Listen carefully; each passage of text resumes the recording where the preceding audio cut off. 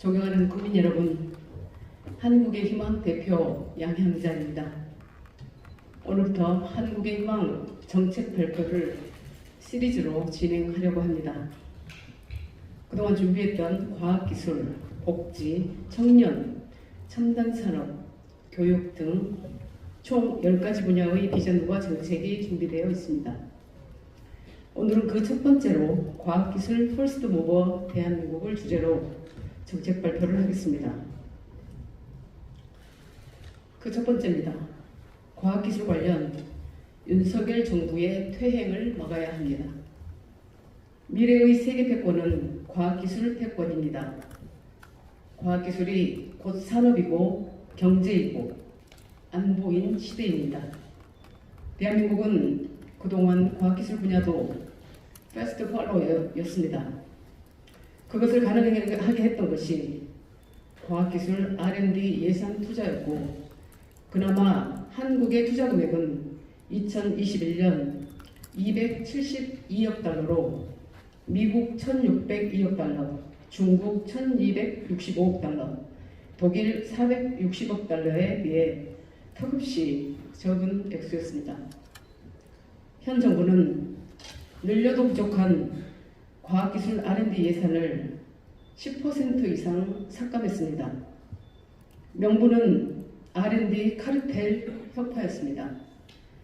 R&D 카르텔이라는 단어는 국가발전 카르텔이나 미래희망 카르텔만큼 어색한 조합입니다. 억지이자 무지입니다. 한국의 희망은 과학기술 패스트 팔로워였던 대한민국을 퍼스트 모버 국가로 전환하기 위해 우선 두 가지를 추진하겠습니다. 첫째, R&D 투자 예산을 2021년 기준 GDP 대비 4.9%였던 것을 6%까지 늘리겠습니다. 금액으로는 약 330억 달러로 크지 않지만 GDP 대비 미국 3.5%, 일본 3.3%, 독일 3.1%의 투자율보다 약 2배 높습니다. 퍼스트 무버로 도약할 모멘텀이 될 것입니다.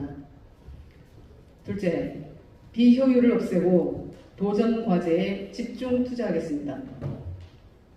국가 R&D 운영의 가장 큰 문제는 안전하고 성공 가능성이 높은 과제 비중이 너무 높다는 것입니다. 거의 100% 성공하지만 상용화되는 과제는 거의 없습니다. 과제에 실패하면 무능력한 연구자가 되거나 새로운 과제를 받기가 어려워지기 때문에 이미 검증된 기술이나 제품을 개발하는 경우가 다반사입니다. 여기서 나오는 나눠먹기식 과제, 중복 과제 등 비효율부터 없애고 여기서 나오는 재원을 도전 과제에 집중 투자해야 합니다. 퍼스트 무버는 실패를 용인하는 문화와 정책에서 나옵니다. 실패해도 좋다. 이런 도전 과제에 대한 투자를 전체 R&D 예산의 50% 수준으로 확대하겠습니다. 수많은 실패에서 성공이 탄생합니다. 두 번째입니다. R&D 체계의 예측 가능성과 효율성을 높이겠습니다. 국가 R&D의 근간은 10년 대계, 50년 대계, 100년 대계여야 합니다. 정부가 교체되어도 흔들림 없이 지속 유지될 수 있어야 합니다. 이를 위해 한국의 희망은 국가 R&D 체계부터 재정비하겠습니다. 정부의 연구기관과 산학 간 소모적인 연구 과제 수주 경쟁을 교통정리하겠습니다.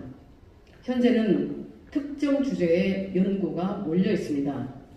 R&D 조직의 거버넌스를 강화해 분권화와 전문화를 이루겠습니다. 기초과학 양성에 주력해야 합니다. 제1차 기초연구진흥종합계획부터 제4차 기초연구진흥종합계획의 성과와 과제를 바탕으로 제5차 기초연구진흥종합계획을 수립하겠습니다. 정부 R&D 예산 중 기초연구비 비중을 50%로 확대하고 대학의 기초과학 연구개발비도 OECD 수준, 평균 수준으로 높이겠습니다. 기초과학연구비의 지원 방식 또한 경쟁적 방식과 기반적 방식으로 다양화, 연구자의 도전의식을 키우겠습니다. 세 번째입니다. 연구 자율성 보장을 최우선 목표로 삼겠습니다. 정부 및 정치권이 연구개발을 지원할 때 원칙이 있습니다. 지원은 하되 간섭은 하지 않는다는 것입니다. 영국의 홀데인 프린서플이나 독일의 하르라크 프린서플이 이해가 되겠습니다. 그러나 대한민국 현장에서는 이 원칙이 무시되고 있습니다. 연구 성과의 평가를 비전문가 외부인에게 맡기는 경우도 많습니다. 한국의 희망은 이와 같은 폐단을 없애기 위해 과학기술 정책의 최우선 가치를 연구의 자율성으로 삼겠습니다.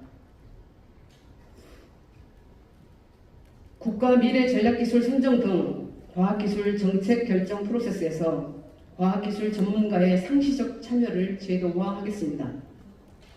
전문가에게 연구 기획, 수행, 평가까지 맡겨서 자율성을 보장하겠습니다. 연구개발 사업단의 법인화 문제도 해결해야 합니다.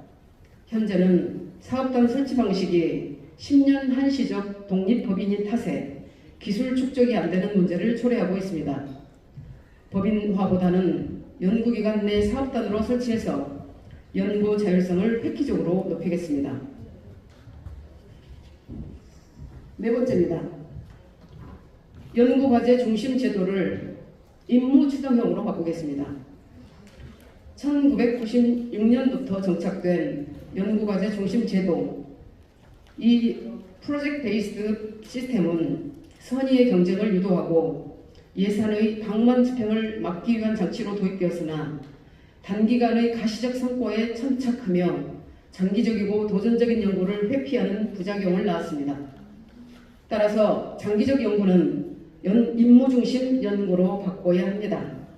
이를 위해 과학기술 정책을 임무 주동형, 즉 미션 드리븐 방식으로 전환하겠습니다. 대규모 R&D 프로젝트의 출범 단계부터 임무 추동형 전략으로 접근하겠습니다. 무엇보다 과학기술 정책의 거버넌스 구축이 절실합니다. 저는 21대 국회 시작부터 과학기술 부총리제 도입을 주장했습니다. 흩어져 있는 정부 부처와 집행기관 사이 과학기술 정책을 조율하는 상위 의결기구가 바로 과학기술 부총리입니다. 이를 통해서 대규모 임무추동형 과제를 선정하고 추진할 수 있습니다. 세계적으로 임무추동형 정책의 대표 사례가 바로 1962년 미국의 달 탐사 프로젝트 문샷입니다. 최근 미국 바이든 행정부는 수소 경제를 위한 도전, 하이드로젠 샷을 시대의 임무추동형 과제로 선정했습니다. 우리 한국은 더 잘할 수 있습니다. 기후위기의 시대, 탈산소의 절박성을 고려할 때 한국도 대규모 임무 중심 과제인 수소샷 프로젝트를 수립, 공력을 집중해 미래를 선도할 수 있습니다. 다섯 번째입니다. 5차 미래산업혁명, 무한혁명을 선도합니다. 4차 산업혁명이 정착되면 곧바로 5차 산업혁명이 시작될 것입니다. 그 모습은 바로 무한혁명입니다. 인피니트 레볼루션이라고 합니다. 4차 산업혁명에서 엿봤던 초연결 사회의 잠재력과 가능성이 무한대로 증폭되는 세상입니다. 예컨대 4차 산업혁명 시대의 자율주행 기술은 제5차 산업혁명 시대에서는 인공지능 자율주행 기술로 확장됩니다. 대한민국이 과학기술의 패스트 팔로우를 넘어 퍼스트 무버가 되려면 5차 산업혁명을 지금부터 준비해야 합니다.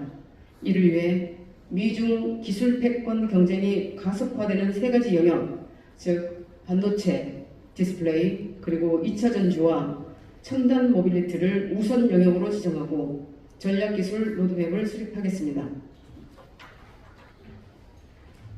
아울러 데이터 경제 2.0의 문을 열겠습니다. 지금까지 정부가 데이터 구축, 유통, 활용 정책을 인공지능 학습용 데이터 구축, 데이터 바우처 사업 등을 통해서 1세대 데이터 경제를 주도했습니다. 이제는 소비활동 등 민간 영역에서 생성한 데이터가 데이터 경제의 생산 요소가 되어야 합니다.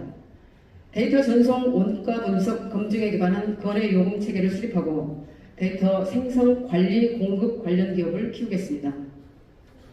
6번째입니다. 과학기술이 한국의 희망입니다.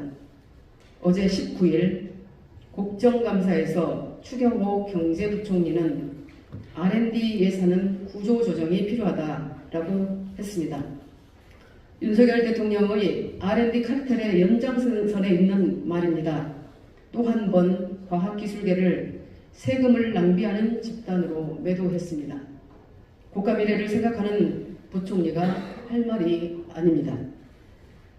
앞서 언급했듯 현재 대한민국 연구자들은 연구과제 중심 제도 아래에서 먼저 수행했던 연구과제의 성취도를 기반으로 다음 연구과제를 따내야만 연구비와 인건비를 충당할 수 있습니다. 대다수 연구자들은 스스로를 앵벌이 신세라고 한탄합니다. 이런 상황에서 과학기술인들이 어떻게 연구비를 방만하게 쓰고 유용할 수 있겠습니까? 그렇지 않습니다.